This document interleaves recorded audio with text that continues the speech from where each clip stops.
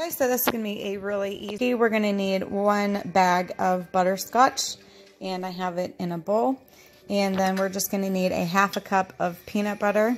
So I'm going to measure that out. Okay, so 1 bag of butterscotch and a 1/2 cup of peanut butter. We're going to take it over. Okay, we're going to melt it, and you got to be real careful. Just keep stirring it because you don't want it to get too hard. So I'm going to melt that.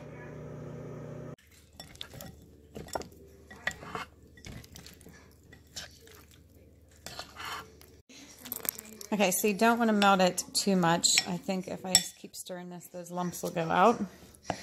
And then we're going to need 4 cups of just regular plain cornflakes.